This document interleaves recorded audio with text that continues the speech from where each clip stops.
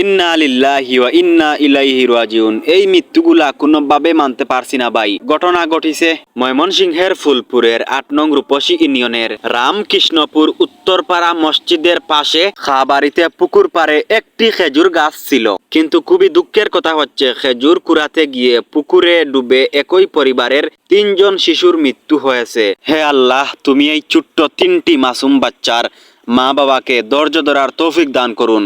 গ্রামের প্রতিটা মা বাবাকে বলছি, আপনারা আপনাদের সন্তানদের ভুল করেও পুকুর পাড়ে বা কোনো নদীর পাড়ে আপনাদের ছোট্ট সন্তানদের খেলাধুলা করতে দিবেন না। যদি দেন তাহলে এরকম একটা ঘটনা ঘটে যেতে পারে। তাই সবাই আগে থেকে সাবধান থাকবেন। আর এই ভিডিওটি আপনারা প্রচুর পরিমাণে শেয়ার করবেন। আপনারা শেয়ার করলে ভাই আপনাদের অনেক ফ্রেন্ড ফলোয়ারের কাছে ভিডিওটা যাবে আর সবাই সাবধান হতে পারবে। আমি চাই আপনারা প্রতিটা ছেলেমেয়ের মা বাবার কাছে এই ভিডিওটা পাঠিয়ে দেন, যাতে সবাই একটু হলেও সতর্ক হতে পারে। পোস্টটি ছিল কপি পোস্ট। সবাই ভালো থাকবেন, সুস্থ থাকবেন। ধন্যবাদ সবাইকে।